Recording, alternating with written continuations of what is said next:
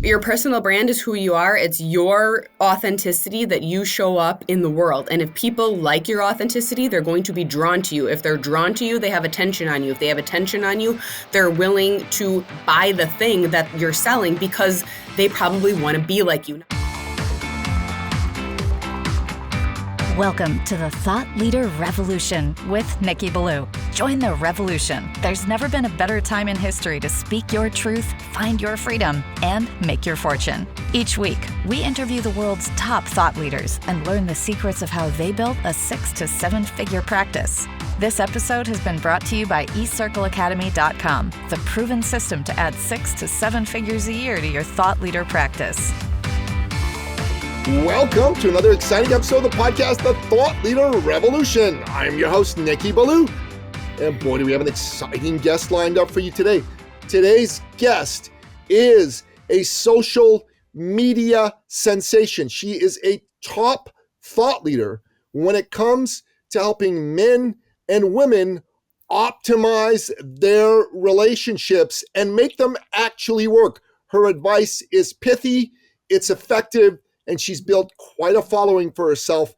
And on the Thought Leader Revolution today, we're going to ask her exactly how she went about doing that, because I know that's something many of you are interested in. I am speaking, of course, of none other than the one, the only, the legendary Dana Dilling of Dana Disagrees. Welcome to the show, Dana. Oh, thanks for having me. Glad to be on this one and your other podcast too. Absolutely. So Dana, the folks who listen to this show are entrepreneurs.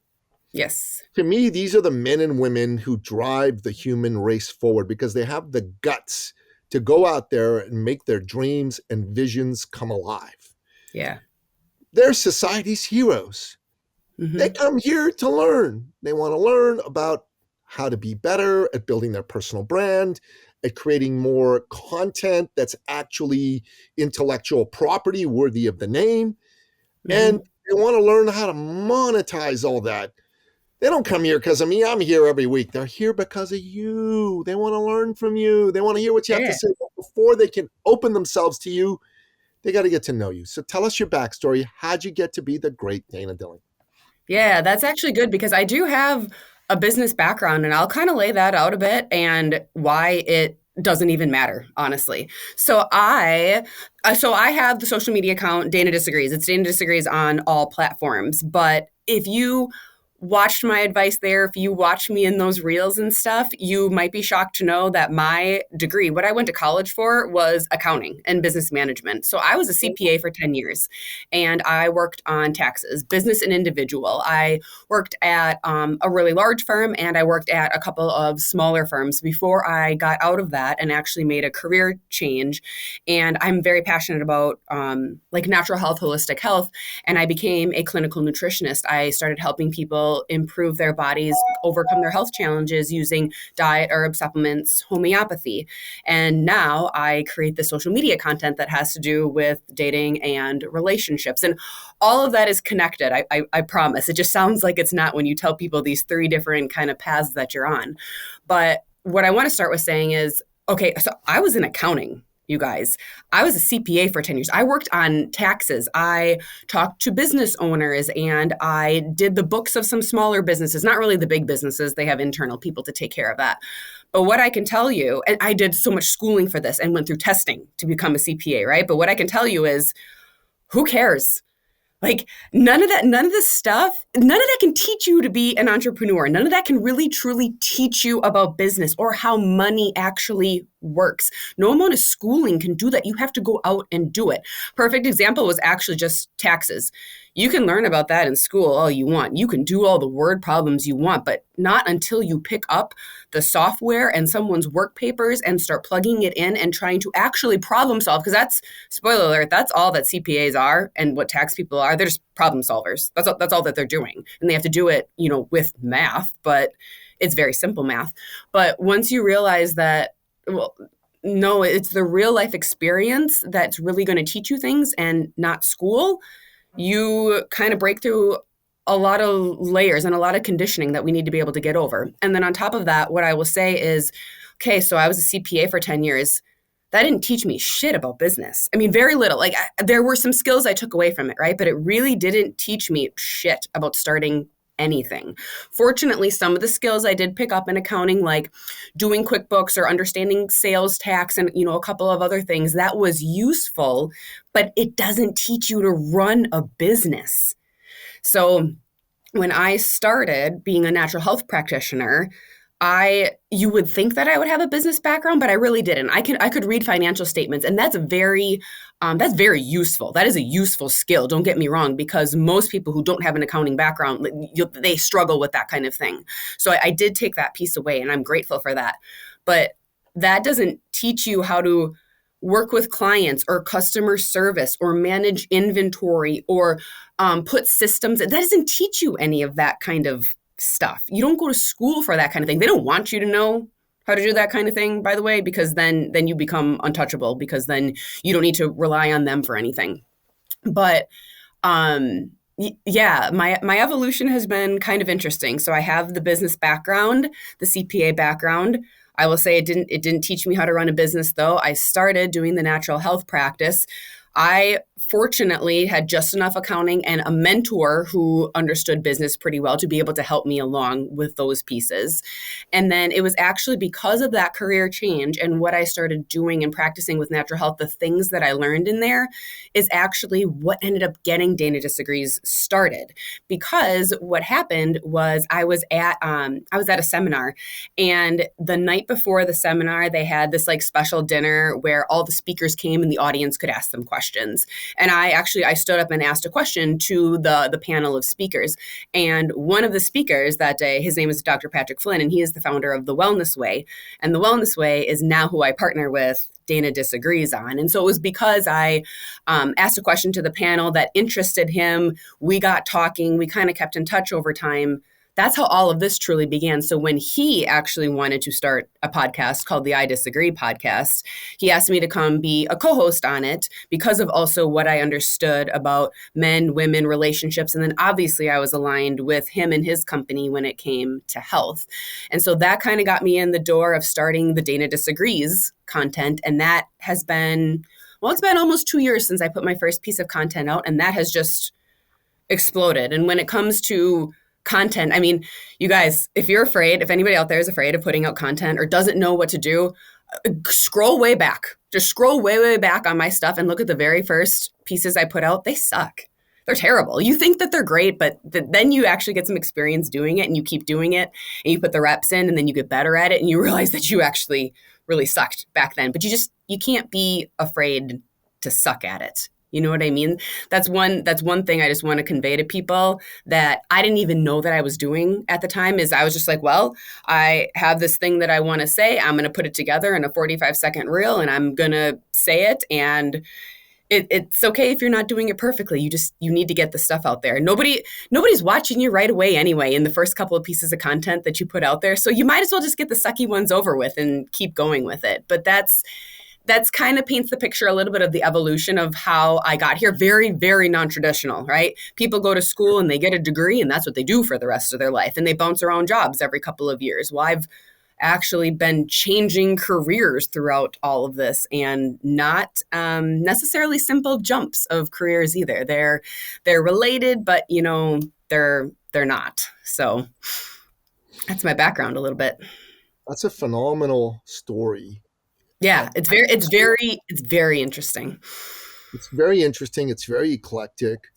I can understand taking the leap out of being a CPA and going, you know what, I don't want to do this anymore. I want to be in business for myself. I'm interested in health and fitness. That kind of makes sense to me.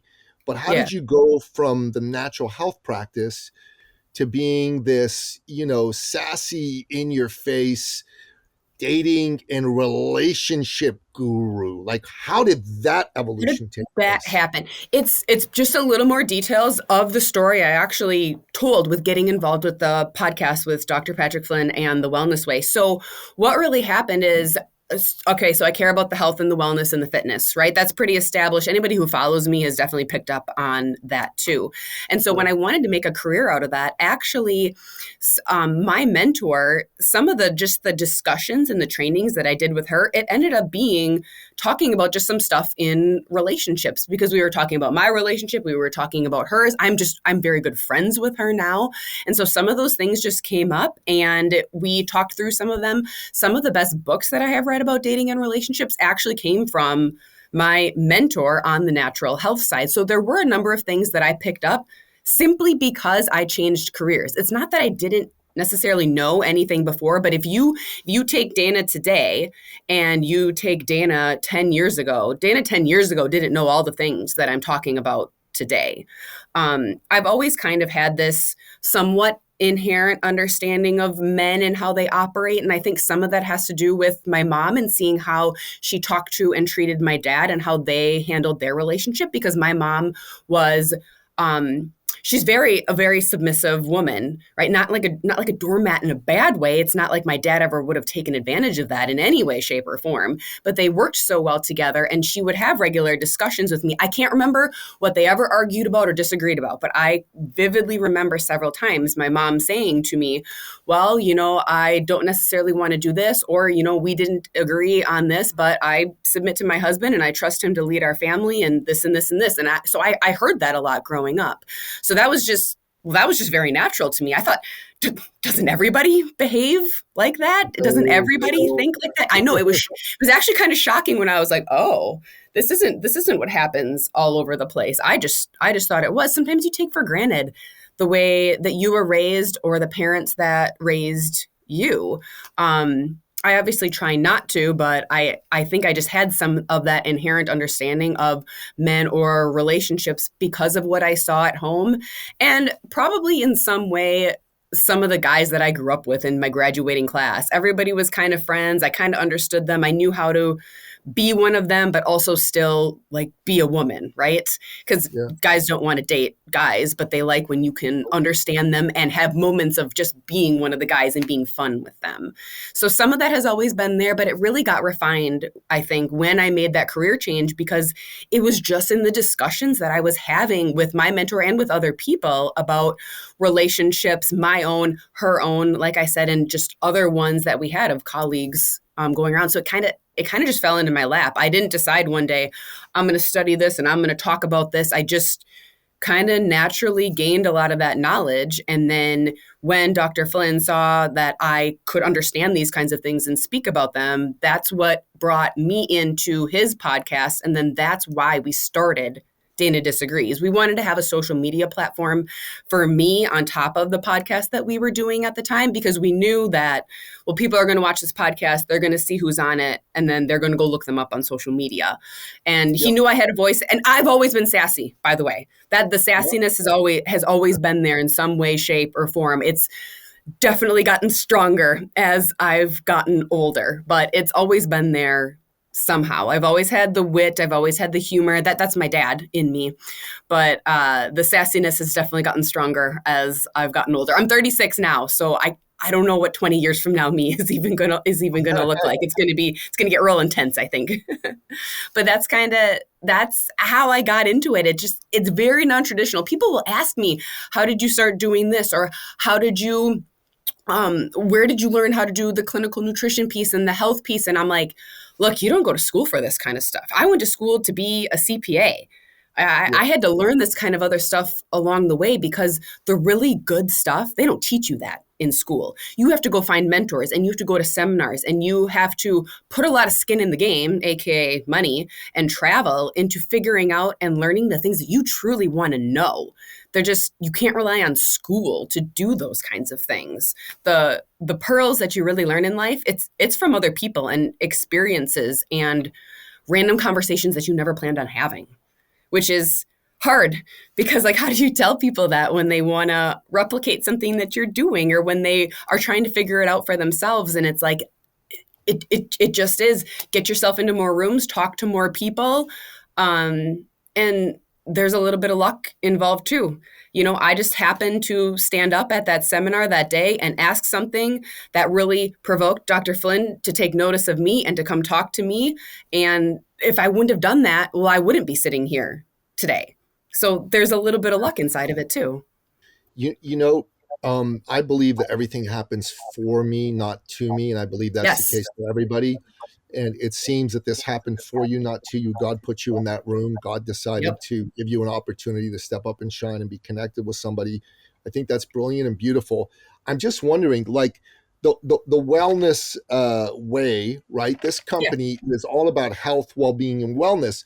Why are they interested in having relationship conversations?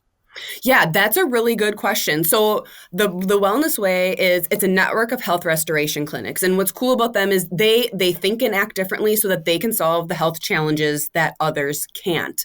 Meaning like, medical field and even some other in the natural field or whatever you want to call it. Um, so they're founded by chiropractors. They do a lot of adjusting, but they do a lot of lab work and use a lot of herbal supplements and glandulars and a lot of more. We don't like to use the word natural, but for lack of better way of saying it, more natural approach.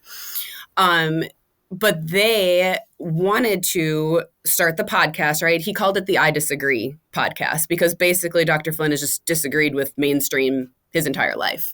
And so he wanted to take that beyond health. And so he wanted to be able to talk about relationships on it and politics on it and money on it and religion on that because he's interested in those kinds of things and goes against the grain in a lot of those things. So if he needed other co-hosts to come in, they needed to be similar in that they could speak to other things on top of health. He needed someone who was aligned in terms of the health approach that's being taken here at the Wellness Way, but also needed someone who could speak to some of these other avenues. It wasn't necessarily that we are looking for someone right now who can talk about dating and relationships because we have a specific spot for that person in our company. It didn't happen like that. It just happened, gradually over time. The social media account grew. I learned more and more things. We decided we would grow the social media account, even though we don't do the podcast itself anymore, and that we would come up with more ways to be able to reach more people in addition to health. It's just that we're aligned on the health piece. And I can bring the health piece into dating and relationships because obviously, women have a cycle and they're different every single week of the month, right? And men should probably understand that because that's good for relationships. And so there's always a way to be able to kind of bring it in. So it's not like the Wellness Way was looking for me. It kind of just molded and we were able to morph it into something that was really meaningful. That makes sense. That makes good sense. Yeah. So, a lot of what you have to say is good old fashioned common sense, but it's old school wisdom. It's not wisdom, excuse me, that the modern world readily embraces and accepts. Mm-hmm. You're almost telling women in particular, hey, chillax, relax, honor your man, like men. Stop fighting with men, period. Stop fighting with your man in particular. It's a bit contrarian. I think it's a big reason for your success.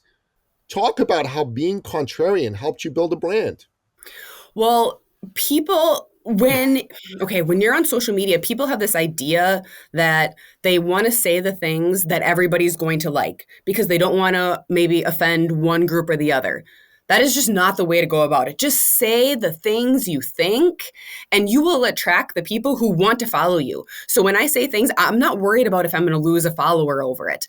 I'm saying the things that are authentic to me and that I believe in because ultimately authenticity wins when you're in business and out in culture, especially when you're in business. People want to deal with the face of a brand or with a company that is truly authentic and not just trying to cater to whatever's in the social or political climate right now, right? Yeah. You're drawn to that really authentic person. And that's why it's so important to build that really strong personal brand too. But you can't be afraid to say the things that you think might offend people. To be polarizing is actually a good thing. To say that I like Trump or I like Harris or whatever, that's okay. You're drawing in the people that you need to draw in. We get too concerned over losing the followers or not offending people, and you really have to let go of that. And it takes Practice, probably, because when I first started saying some things on social media that were controversial, it actually had nothing to do with dating and relationships. It was some health stuff. I remember being a little bit nervous about it because I was putting something out on the internet that like I knew some members of my family and I knew some people in the community maybe wouldn't like. And that was actually scary. But then you do it once and you're like, okay, well, I didn't die sharing that story. So, okay, that's good. No one's going to eat me. So I guess that's good. Nothing bad is going to happen when you share your content.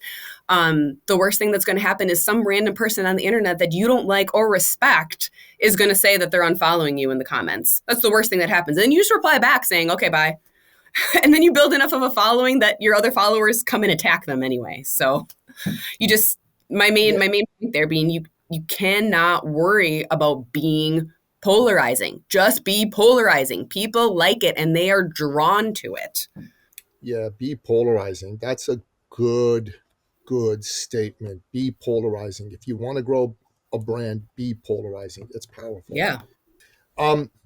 So let's talk a bit about how this brand and how the fact that it's blown up for you has been helpful to you and to the wellness way in business. Can you dig into that for us a bit?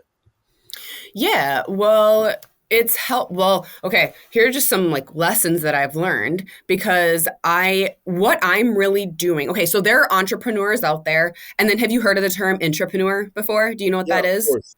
Yeah, of Right. course. And so for anybody who maybe doesn't, an intrapreneur is, well, it's basically the same thing as an entrepreneur. It's just you're building your own stuff inside of someone else's stuff. That's basically what I'm doing right now. I'm building my own stuff pretty much under the umbrella of the Wellness Way. And that works out really great for me. I think I make a very good intrapreneur because I get additional resources here that I wouldn't have if I was just out on my own. And so I get help building a brand and building myself, and they get additional content. And I don't have expenses when I come here. It's great. I don't have to pay rent for something. I don't have to pay the media team to help me with something. So I get something there, and then they get someone who is out there getting some attention, right? Because that's the first thing you need. You need some attention on you. You can't sell people anything if they don't even know that you exist. So the first part was, okay, well, we're going to build these social media accounts because you need to have attention. Only after you have some attention can you sell the product, sell the course, sell the service, or anything like that. Because otherwise, nobody knows you exist. I'm not saying you have to have 100,000 followers or something, but you need to have some kind of attention before you're able to monetize anything. And so what I have with the Wellness Way is really great because it's that whole idea of, well, you can do things alone and you can go fast, or you can do things with someone else and you can end up going further and everything can be better. And so what we've decided to do is to do this kind of stuff together, and then it can go further. I wouldn't even have the platform that I have had it actually not been for the Wellness Way. I wouldn't probably be making this content right now, or maybe the accounts would be super small, or maybe the reels wouldn't look as pretty, which is fine. It's not really about them being pretty. It's about the content and what you say in and of itself. That's what really means at the end of the day. But you know what I mean. If it wasn't for our partnership in this, well, we wouldn't even be sitting here because you wouldn't even be following me because I probably wouldn't even be doing it. So it benefits me that I get to live out my dream and say things that are contrarian with a platform that I've been able to build with the help of a company who has my back behind me. And then they get the benefit of, okay, well, now we have someone internally who has built a presence, who has had some attention on her. And now I can help them build their brand also. I can contribute to that. I can be a piece of that. So everybody gets to win at the end of the day. I really like that. Would you mind unpacking the matrix of getting attention and monetization for us a little bit more? Because I think people really need to understand that better. Right. So if you have a product, a service, a course, whatever it is, if you have one of these, it could be the best thing in the world, but if no one knows that you exist, that's a problem. It doesn't matter. Because it's just gonna sit there. Nobody knows that it's there. And so that was part of what we did with me was say, okay, well, I mean, at first it was just start making content and we'll see what kind of comes out of it. There wasn't even, full disclosure, there wasn't even a full plan behind it. One of the things we believe here at the Wellness Way is actually just shoot first and aim, shoot first, aim later. Is the slogan. Like, just go do the thing, and then you can aim, you can fix that aim, you can fix that trajectory later on, because so many people spend so much time lining up the perfect shot, trying to get the aim just perfect, and it's like, well, I've shot 10 times already, therefore I'm already 10 steps ahead of you, because you're spending so much time aiming, and you can't do that. But to take it back, you need to have that kind of attention. People need to know that you even exist. They need to know what you stand for. You need to build a personal brand. I don't care who you are, if you have a business, if you don't, if you're an employee, if you're the face of the business, if you're not, everybody should have a personal brand. I actually have mine. I was just looking at it yesterday. Mine's actually all written out. I think it's a 3-page Word document. It would probably only be 2 if I single spaced it or something. But I have a whole Word document that lays out what my personal brand is, what my personal brand essence is, because I can refer to it a lot, and I can think to myself, okay, should I say yes to this podcast? Is it in line with my brand? Yes, then do it. No, then don't. And you can operate with that with many of your decisions in business and in life. Is this on brand with my personal brand? And personal brand is how you speak, it's how you look, it's how you show up for people. So part of my personal brand, literally written in it, is I speak directly, I talk fast, and I swear. That's just part of it. That's how I show up. That's how I show up in content, and that's how I show up in real life.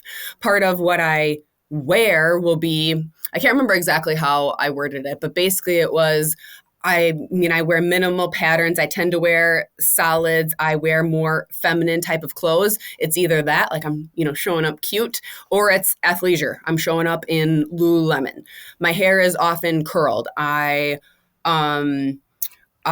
look a certain way in my stories at least 75% of the time, because people get used to that too, right? So you have your personal brand for you to make sure that you are on vision, keeping in line with your vision for your life. But it also helps in terms of business, because people get used to how you show up. They know who you are. They know how you'll react. They'll know how you will show up for them in terms of how you look, and also in terms of what you will say. And that's important in terms of getting attention too, because people like that kind of consistency, because they know who you are, and they understand who you are, and they probably like who you are. But I wrote out my personal brand so that I would have it to be able to reference at any time, to make sure that I am showing up in that way. And you always reserve the right to change your mind. I'll probably change it in a year, and I'll take something out and I'll add something new in. It includes, core values like confidence and discipline and mental toughness.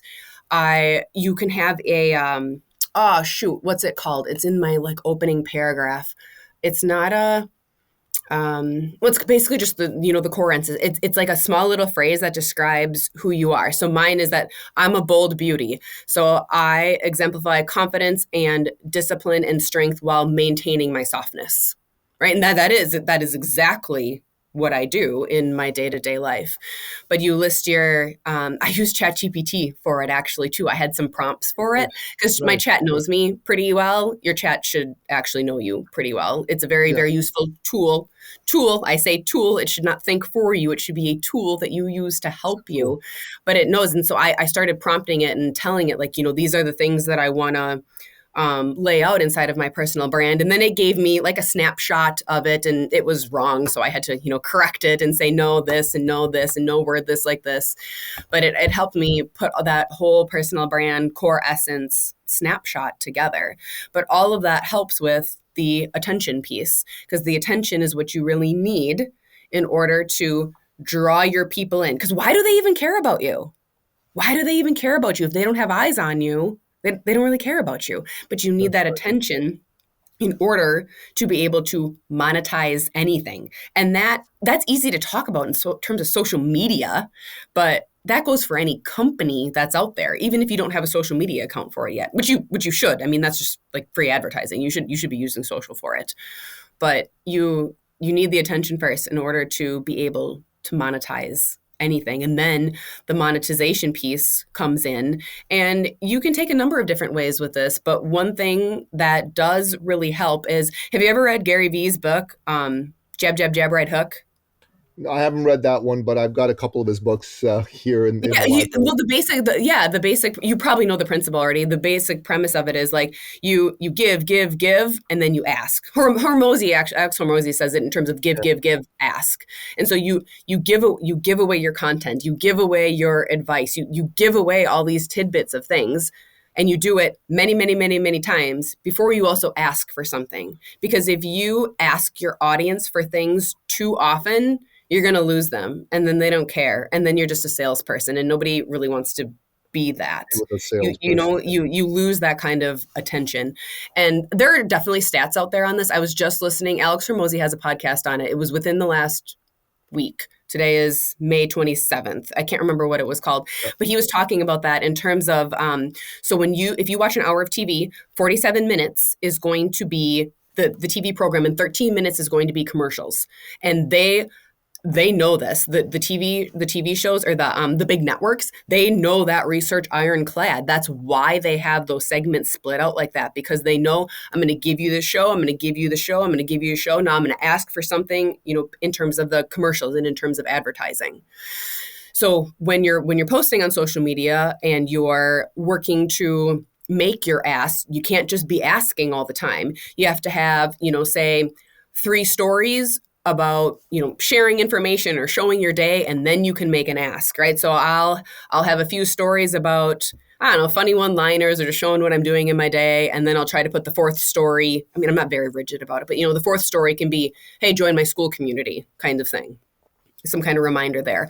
You can go deeper with that too. I think a good metric to use with creating, reels and posts in and of itself is maybe once every 10 is what you're actually advertising for the thing that you're selling, or the group that you want to get into, or the product that you want them to buy. You can't tell them to do it too often or you lose them, but just enough, keeps them interested.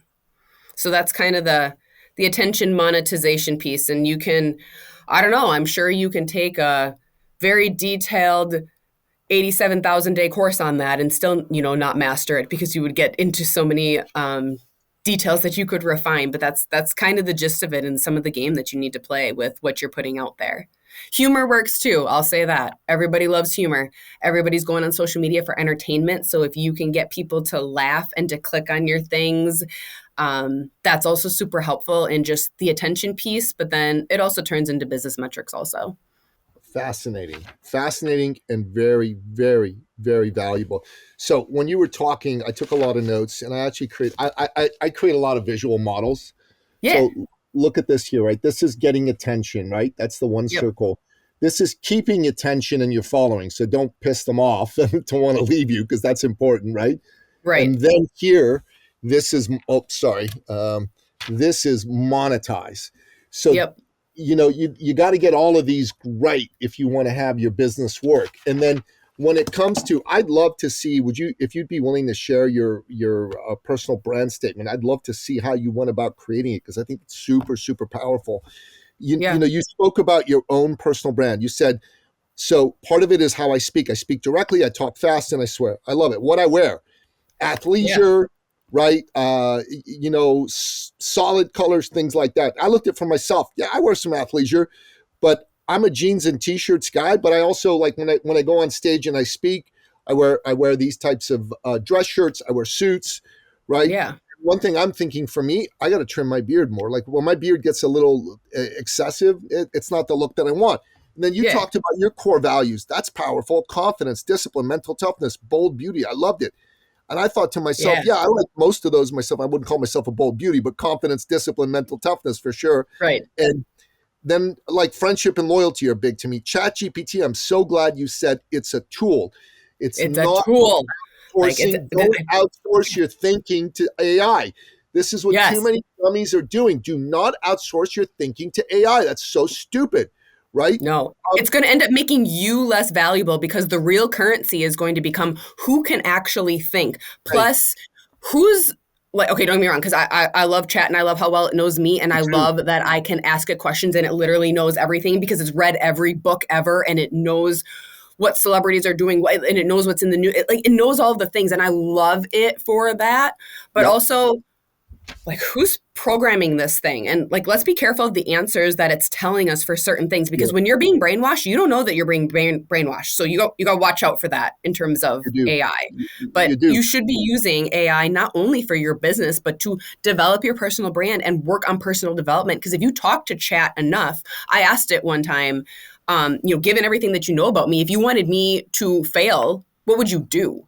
Or where would my obstacles, be? And one of the first things it said is, I would distract you with like meaningless tasks, like being worried about if the house is clean, or I would distract you by giving you too many shiny objects to look at, right? Because that's dangerous. That's dangerous in terms of business. I If mean, you see one shiny object and you go after that, and then you switch too quickly and it's a new shiny, and then you don't actually stick with anything.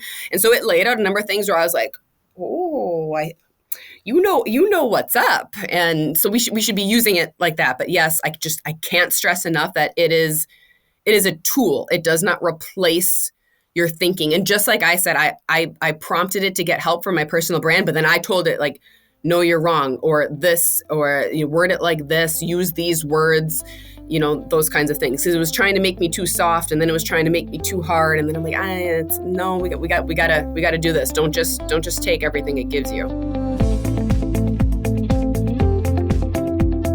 So it's interesting. I was on Instagram and I was reading a long post by somebody about how AI is disrupting the workplace.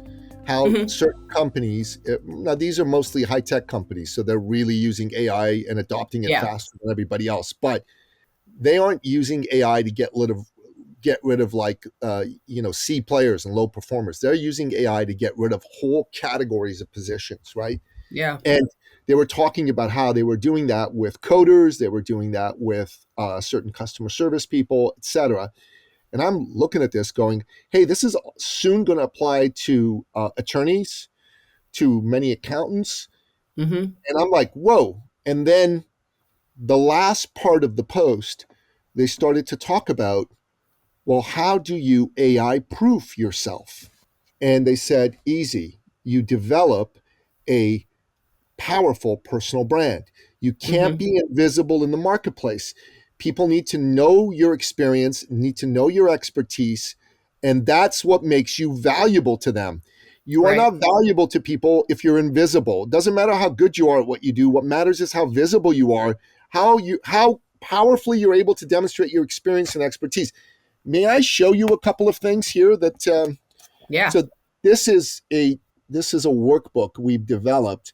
Mm-hmm. We teach a program on thought leadership, which is a fancy way of saying personal brand. Actually, it's more than a personal brand, thought leadership. It's about actually doing the thinking and creating the intellectual property around this. But some of the things that we have people look at is we have them, you're not allowed to use AI to answer these questions. We got this thing called a personal identity audit. I learned this from Patrick Bet-David. And Okay. then after that, we also created a business identity audit to look at your business. We did a brand archetype questionnaire Yep. for people. So the business identity audit has 25 questions. And then we have people go and look at their life and say, okay, like what's happened to you in your life? What are the significant events from the beginning of Mm-hmm. your life all the way to today, right? And how have these shaped you and molded you? Okay. And then based on that, those words you came up with, bold beauty, this is the Yeah. way we have people come up with their words, is to go through Yeah. these and go, okay, this is who you are. What are your words that describe you? Then listen, Mm-hmm. if your life were a movie, come up with 5 or 10 movie titles for that. Again, don't use AI to come up with this, because AI, Right. like come up with them yourself and then maybe ask AI after. Yeah. What's your code? What's your code of conduct in life? We have people write all that out, right? And then all this other stuff is, there's this powerful tool created called a pink sheet. This isn't created by me. A guy named Matt Church created this from Australia. So pink sheets are about taking your expertise and writing them out. So this is like 57 pink sheets I created in the arena of high performance. There's visual models, Yeah. blah, blah, blah. So this is about going deep into your expertise and going into your brand.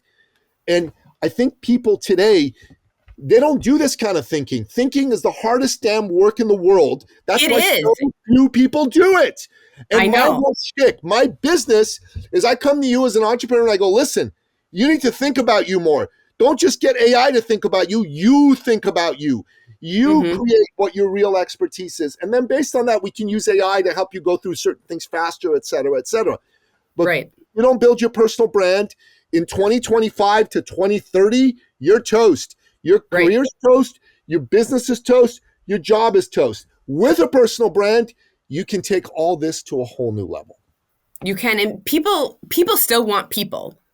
Like, Yeah. AI can be that great tool, like I said, and I mean, we shouldn't really use it to actually replace lawyers and accountants and doctor. Like, we really shouldn't. I think us as humans know that. We can use it as a tool to maybe like help us get some legal advice so that we can go talk to a lawyer and have some idea of maybe what they're going to say. Like, Basic fine, legal but stuff holy is crap, going to be out of the people. way, though. Like smart legal stuff where you need a person with experience and creativity, I think that's going to stay. But like I'm Yeah, talking about, like problem solving. problem solve. But I'm talking about like doing your real estate legal shit. That all is going to go the way of AI. I don't think that's going to exist for regular people. Now, if it's complicated, yeah, then you need a person. But AI is going to be able to help you sell your house and do all the legal stuff without hiring a lawyer. I think it's going to make Right, that possible for you. right, right. Yeah, it's so interesting. I mean, it's kind of like, well, it's funny because we don't really have regulations. Not that I want the government to be any more involved with us, but we don't have regulations in terms of AI. And so it's kind of like the Wild West right now. It's kind of like when the internet first came out, nobody really knew what was going on with that. And do they need it? And should they use it for their business? And should they not? But the thing is the people who didn't use the internet for their business went out of business and they're behind. So you do have to figure out how you can implement AI in one way or another to help you, but just not make your employees or yourself dumb. We still need to be able to think. Um, yeah, like I said, I mean, I asked Chat to help me come up with personal brand, but I still did a lot of the thinking. I decided whether the phrases, because it can just phrase things a little bit better than what I can sometimes. So I'll just tell it, I want this and this and this, and you should know this story about me, and I think this and here and this and this and this. But I still came up with bold beauty at the end of the day. I did it with some help from it to be like, okay, give me more words that are synonyms for this, or give me this and give me this. And then once I kind of, I could piece it together, but I still did that work. I still put that stuff together. It wasn't me just asking Chat one day and then taking the print off of the very first thing it gave me. You know what I mean? Side note, one helpful tip for Chat that I have learned from somebody is whenever you're asking it something, you prompt it and then it gives you some kind of answer. When you ask it anything else, normally after that is when it tells you all the best stuff. Because Okay. it'll give you the standard answers or the common answers first, but then if you make it think a little bit more, it'll give you some more details or some maybe more off the wall things that are more helpful to you. That's just a side tidbit. Yeah. So first prompt is C answers, right? Yeah, Standard answers. Second follow up prompt is A plus answers. yeah. It tends to be. Prompts give you. And it's all, I mean, since we're on AI, I mean, AI is all in the prompt or Chat GPT or whatever AI Yeah. it's all in the prompt. If you give it shit, it gives you shit. So you got to make sure you're prompting it clearly. Okay, another tip for you. If you're not very good at prompting, that's okay. It's pretty smart and it can figure things out. But sometimes I know that I'm not asking it something in a clear way, but I don't know how to articulate it any better. So I'll describe it as best as I can. And then at the end, I will say, um, please write a prompt for me that articulates these ideas clearly or something like that. And then it gives me the prompt, and the prompt is always right on because it knows how it should prompt itself. And then I use that prompt instead. So, Dana, you're going to either love me or hate me with what I'm about to say next. I don't know, but I'm going to tell you. Go I ahead anyway. I think you've thought deeply about the concept of building a personal brand, and you've done it for yourself. Hmm. I think this is an area of thought leadership and expertise for you. And I Hmm. actually think that this statement of your personal brand is something that you could teach people and monetize, because people need to understand and learn this. And I got to tell you, I had an idea here, which I'd love to chat uh, with Yeah. you offline about, but um, we might be able to do a little collaboration together that could be mutually beneficial, because this, to me, is what nobody does. Nobody's sat down and taken the time to figure Nope. out, like, who the heck am I really? What should my personal brand be? Yeah. And why should it be this way? Right. Right. You And should know then who you are. you should, but most people don't. Who the Right. heck spends a lot of time thinking about themselves, Dana? Who do you know that They does don't. this? I don't know too many people that do this. Now, you saw in our program, we get people to think about themselves, but from the point of view of their expertise. Hmm. Even I don't do this, and I should. I should do this for myself first and foremost. I might get Teresa, my girlfriend. She built our. We have two assessment tools that we have for our clients that we Okay. built that are original. They're cool. One of them is this brand archetype based on Carl Jung's personality archetypes. Okay. It's freaking cool as shit. I should send you. You should do it. I think you'll enjoy it, and I'd love to know Yeah. what the answers are that you get out of it. And the other one is for podcast guesting. Like, Yeah. what kind of podcast guest are you? Are you a podcast guest who's valuable and makes money from going on shows? Or are you a podcast guest who just goes on shows and doesn't get anything out of it? I think those are valuable. But Yeah. this is the sort of thing I'd want to go, oh my God, I want to see how Dana came up with this. I want to tell Teresa, build us, use AI, but build us an assessment tool for people to see this is your personal brand as it currently exists. Yeah. And let's grade it, from A to F, right? Like, how good is your personal brand? And Yeah. this is what you need to do to improve your personal brand. And Right. most people would charge a lot of money for that. But I'm thinking that's the thing to give to people, to say, look, let's see how good your personal brand is. And Hmm. then if you want to make it better, Right. that's where we can monetize. And you've put a lot of thinking into this. This is like next level brilliant shit. So good job. I know, right? It's really good. Yeah, I'm gonna pull. It's one, two. Yeah, it's 3 Word document pages long. Yeah, it's my values, my personal style and visual identity, my communication style and energy signature, my passions and lifelong curiosities, my ideal environment and rhythm. So like my so going to the gym and lifting heavy. Like that's part of my personal brand. You're going to see that show up in my stories and in my life.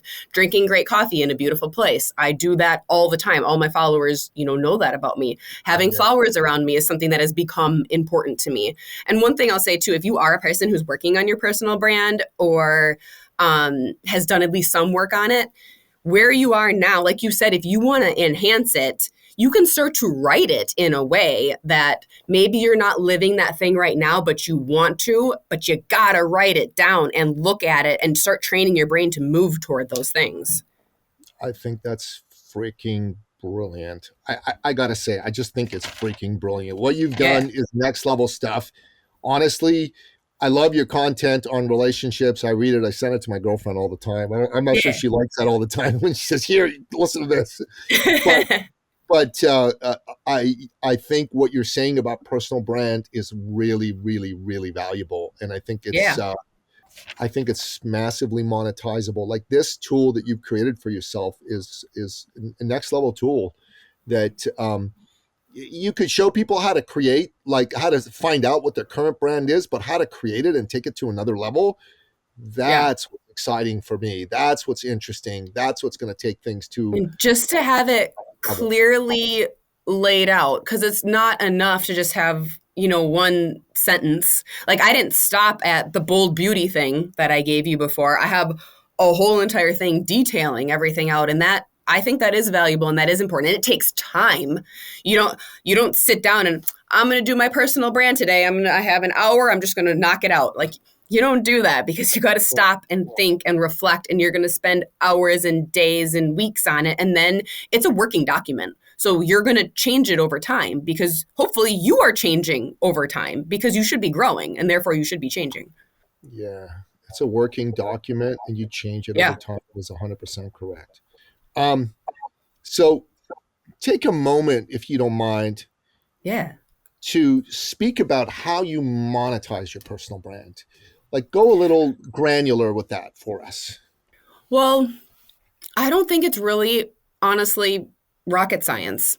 Your personal brand is who you are. It's your authenticity that you show up in the world. And if people like your authenticity, they're going to be drawn to you. If they're drawn to you, they have attention on you. If they have attention on you, they're willing to buy the thing that you're selling because they probably want to be like you. Now, we're talking right here in this podcast to thought leaders. And that doesn't mean that you're not following someone and want to be like them. I follow Andy Frisella and Alex and Layla Hormozi. I follow people like that. And don't get me wrong, there are plenty of things about them that I aspire to be like, and plenty of things about their personal brands that I like. But most people aren't like us who are watching this. We are the leaders. And so if we have that strong brand, people will just naturally come because they're going to be drawn to you. And the right people, okay, not everybody, the right people are going to be drawn to you. And when the right people are going to be drawn to you, then those are the right customers that are going to buy from you, or the right clients who want to work with you.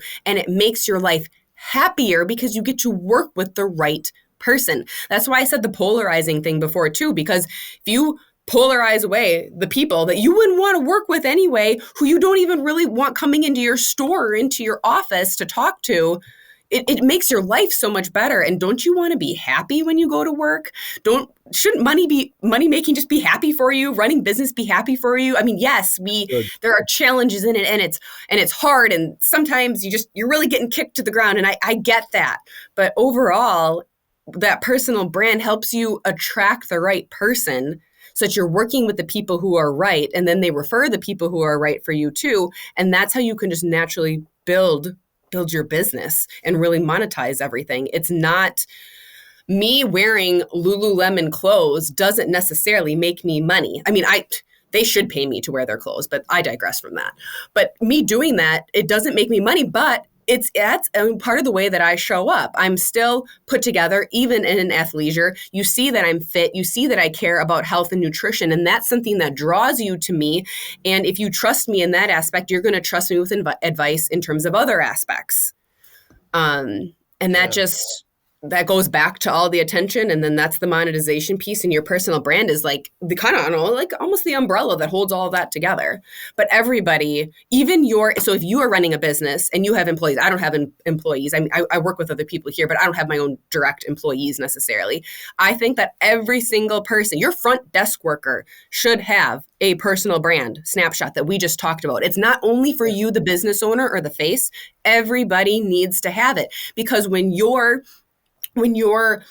patient walks in the door, your client walks in the door, or they walk into your retail store, or whatever it is, they should know who's going to be greeting there and who that person is and how they show up. People like that. They look forward to it. If you have someone, okay, so I know a chiropractor around here. He calls himself the bow tie chiropractor. He's always wearing a bow tie. And that's something interesting that you don't see very often. Men don't wear bow ties very often, but he's known for that. That's part of his personal brand signature. You know you're going to see that with him, and it's just one of those extra things that make you smile a little bit.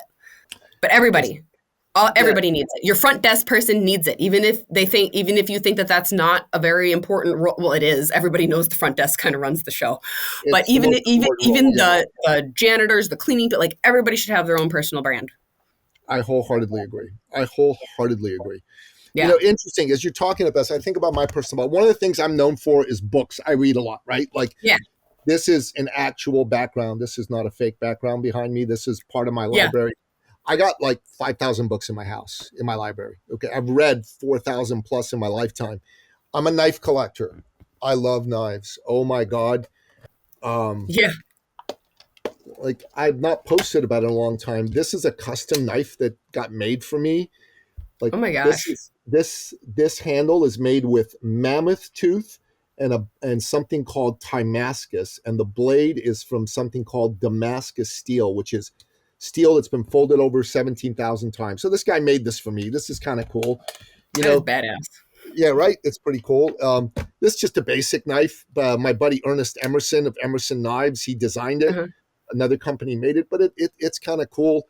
I got well over 100 knives in my collection, right? That's a thing that I'm into.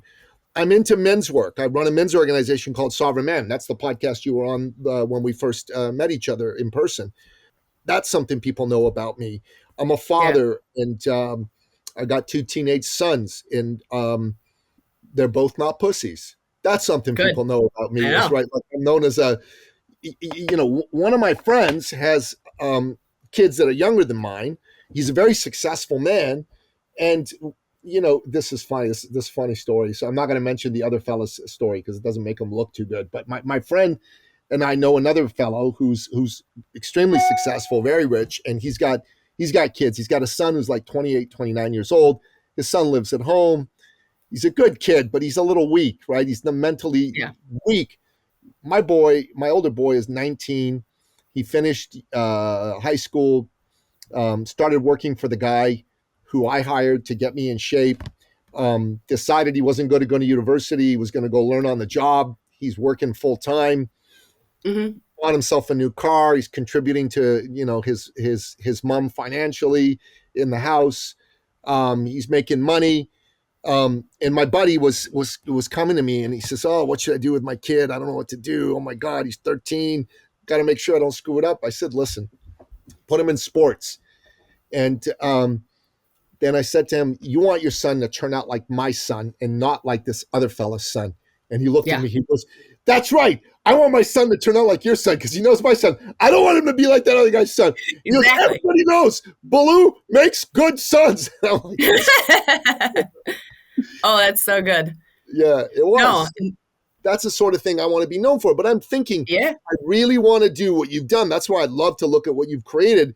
I want to think through my brand way more than I have, because it's kind of like here all over the place. I have a few things, but I haven't put it all in one place, thought it through, and thought about how to put it out there into the world. And I think that's valuable. And nobody else is doing this. I believe that what you're doing for the Wellness Way is amazing. I love Dana Disagrees, but I think this personal brand stuff is something that could really make a difference for you. Yeah. So there you go. Those are my thoughts. I love that. Yeah. So, Dana, as we're looking to wrap things up here, tell me, where can people find out about Dana Disagrees, the Wellness Way? Where do we send? Yeah. Well, I am Dana Disagrees on all platforms. So Instagram is the main place I spend time because it has the biggest following, I guess. But Instagram's, well, plus I just like Instagram. I don't like TikTok. I don't think it's user friendly. I don't know. It's not my jam. But TikTok, Facebook, Instagram, YouTube, Dana Disagrees on all of those platforms. Threads, I guess. I think I maybe have a couple things out there. I don't know. Maybe don't go look at that one. But I'm Dana Disagrees on all platforms. The Wellness Way is The Wellness Way on all platforms. Dr. Patrick Flynn, so Dr. Patrick Flynn, Flynn. He's the founder of The Wellness Way. So he's putting out tons and tons and tons of the health content. And then the business has its own social media too, but he's the big driver of it. So definitely follow him also. If you're a woman, definitely follow him too, because he does a lot of women and hormone kind of talks too, which is super interesting. Oh, cool. Yeah. And then as part of Dana Disagrees, I also have created a school community. So school, SKOOL, for anybody who's not super familiar with them. I've created a school community called the 3M Men. So 3M, mind, muscle, and money, because men need their 3Ms together in order to be successful in the world. Women, on the other hand, need to have their 3 S's together. They need to be sexy, supportive, and serene in order to be successful in terms of relationships for sure. But the 3M Men community is something I have recently launched. And I have over 500 men in there right now who they're doing the iron sharpens iron thing, right? They're gathering together in a community. They're bouncing ideas off of each other. And they're people who have followed me for a while, and they just want some help knowing like what's really going on in culture, and can someone help articulate this? And I'm having trouble understanding women and I need help with that. Can you help me with that? And then we talk about the mind, muscle, and money piece. And then I put a course inside of that school community called How to Win. And Dr. Flynn actually filmed that with me because I wanted a man to do it with me also, because men need to hear from other men. I can tell them a whole lot of things, and obviously I can tell them a lot of valuable things, but you need to hear that from another man too. So it was the two of us who came together to make a course called How to Win, and that's inside of the 3M men community. So if you're a man and you're looking to work on your 3Ms, if you're looking to understand women in relationships, you can definitely head on over to school and find us over there. It's also linked in the bio of all my social media platforms, obviously, just like anything else. If you're a woman and you're looking to work on your 3Ss, the sexy, supportive, and serene that I mentioned, I have a school community for women where we focus on the women in relationship piece, and that is called Radiate. That's also in the link in bio, type of thing. Yeah, Yeah. send me all that info. We'll make sure we put that in the show notes. Yeah. Send it to me either on Instagram or by email or text, whatever way it works best for you. We'll make sure all that's put into the show notes. So, Dana, we end every episode by asking you, our Perfect. guest expert, for your top 3 expert action steps. These are your 3 best pieces of advice in bullet point form that can take my listeners' business or life to the next level. What say you? All right, let's see here. What 3 can I come up with today? Okay, first of all, what I want to say is everything that you've probably thought about money is wrong, and you should unlearn it and go relearn it, because money doesn't work the way that we think that it does. We're not even taught about money in terms of school because they don't want us to understand it. Okay. They want you to be taxed to death. They want you to be fat, sick, and broke. So we need to work to be healthy, wealthy, and intelligent. So everything you know about money is wrong. Just get that into your head, unlearn it, and relearn what it really means, because we as like entrepreneurs and intrapreneurs, it's our job to really save the culture and save the world. And we need to understand how money works. Money is an exchange of value. That's all that it is. You give someone money, they give you their value, their product back. You shake hands and you each say thank you to each other. And that's how that works. So understand money. Very, very, very important. Yeah. The other piece that I would say, I kind of alluded to it earlier in terms of content, but it's also just whatever it is that you're doing in business, for the love of God, just go do it. You shoot first and you aim later.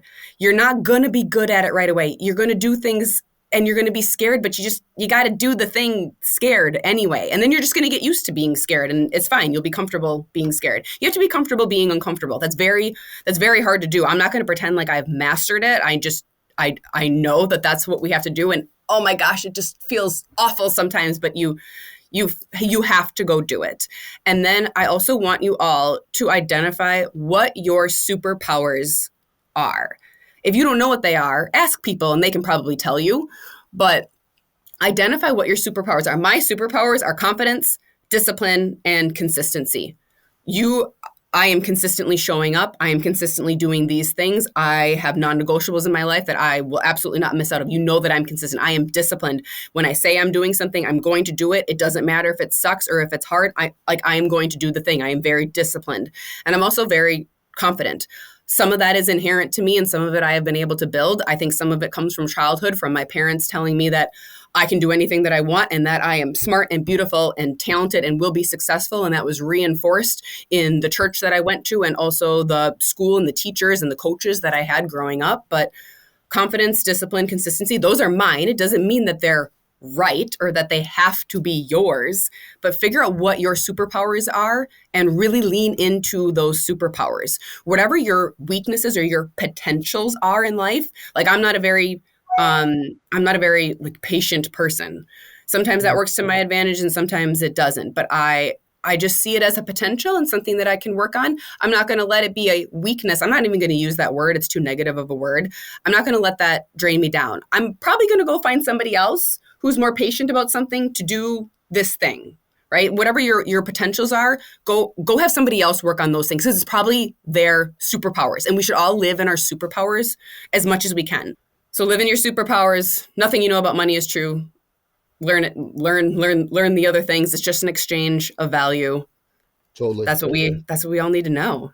I know. And shoot first, aim later. These are three. Shoot first, aim later. Yeah. These are 3 awesome expert action steps. Listener, Dana Dilling of Dana Disagrees is the real deal. Go check her out on social media. Go check out The Wellness Way and Dr. Patrick Flynn. Check out her school communities, the 3M men and the Radiate for the 3S women. Mind, muscle, and money, and sexy, supportive, and serene. I love it. I love it. I want some more of it. Dana, let's go, girl. I'm a poet and I know it. There we go. So, listener, make sure that you take some notes, especially on the personal branding part of the conversation. It's very valuable. That's gold that's going to change your life and your business.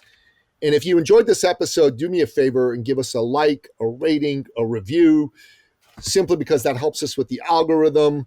All our listeners should do this. All our guests should do this for us because this really helps us with the podcast. And if you have a friend who could use this message, share the episode with them.